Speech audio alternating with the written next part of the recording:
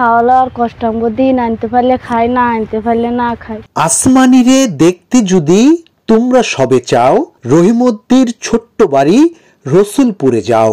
বাড়ি তো নয় পাখির বাসা, ভেন্না পাতার ছানি, একটুখানি বৃষ্টি হলেই গড়িয়ে পড়ে পানি। কবি জসিমউদ্দিনের সেই আসমানি কবিতার সাথে পুরোপুরি মিল রয়েছে লক্ষ্মীপুরের সুরমার। স্বামী, 3 সন্তান ও শ্বশুর শাশুড়ি সহ 7 জনের এই পরিবারটির সবার বসবাস হোগলা পাতার তৈরি জীর্ণ শীর্ণ একটি ঘরে। ঘর তো নয়, যেন পাখির বাসা সেটি। এক খাটেই ঘুমান 5 জন, মাটিতে বিছানা পেতে বাকি 2 জন কোনো রকমে কাটান রাত। খাওয়া দাওয়ার কষ্ট, দিন আনতে পারলে খাই, না আনতে পারলে না খাই। এ আনে বিকালে আনলে রাত্রে খাই, না হলে না খাই, না থাকি। এই যে ঘরে থাকি ওই ঘরে রান্না বান্না করি, ঘর নাই কোনো কিছু নাই রান্না বান্না। একদিন আনলে পরে খাই, না হইলে নাই, না আনতে পারলে উপাস। স্বামীর ইনকামের উপরে, ইনকাম হয় একদিন, না হইলে নাই, না হইলে খাই থাকি, না হইলে উপাস থাকি, বলা হয়নি, কিছু করার নাই। কামাল পেশায় একজন জেলে, তার উপার্জনে কোনো মতে টিকে আছে সংসারটি। স্বল্প আয়ের কামালের সংসারে পড়েছে মা হাজেরা বেগম ও বাবা মরণ আলীর ভরণ পোষণের দায়িত্ব। টাকার অভাবে 6 বছর বয়সী মেয়েকে পড়াশোনাও করাতে পারছেন না তিনি। অনাহারে অর্ধাহারে দিন কাটলেও তাদের দেখার কেউ নেই। আওয়ামী সরকারের আমলে ঘুষ দিতে না পেরে সরকারি আশ্রয়ন প্রকল্পের ঘরও জোটেনি তাদের কপালে। আমি উগলা পাতাড়ি অনেক কষ্টে জোগাড় করে অনেক নদী থেকে আনা এইটার ভিতরে থাকি।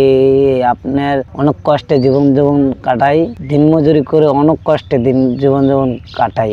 আর শীতের ভিতরে অনেক কষ্টে থাকি ভাই, বুঝছেন। তেমন নাই আবার থাকার কোনো ইয়া নাই, অনেক কষ্টে মানে থাকি ভাই, বুঝছেন। তো নদীর ধারে থাকি, নদী থেকে আনি খাই, দিন মজুরি করে খাই, অনেক কষ্টে। আমার পরিবার নিয়ে আমি অনেক কষ্টে আছি। যে ঘরে ঘুমান সেটিকেই রান্নাঘর হিসেবে ব্যবহার করেন সুরমা কামাল দম্পতি।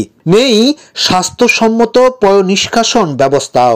রোগ শোকে জর্জরিত হয়ে দিন কাটছে পরিবারের প্রায় সব সদস্যের। আমরা এই 7 দিনের সময় কেরার কাঞ্জালো খাইছি, কচু গাছও খাইছি। অনেক হোল আনলে ছেলে মেয়ে গুলো দেশে বাড়িঘর নাই, অনেক ছড়াই কত জায়গা কিনা খাই। আমরা অনেক এই কষ্ট আমরা করতে আছি, কোনো আমরা কুলোর লাগু খাইতে আসি না। অভাবে আমার কাছে শীতের কাপড় সব আমরা খাই না, আল্লাহ রাস্তা রিলিফ হয় না, টিঙে হয়েছে হয় না। অনেক আমার ঘুরতে গেলো কোনো রকম আমি আবরি এই দেশটা খাইছি। হঠাৎ লক্ষ্মীপুরের রায়পুর উপজেলার উত্তর চরবংশী ইউনিয়নের চরঘাসিয়া গ্রামের চান্দারখাল এলাকায় সুরমা কামালের ছোট্ট সংসার।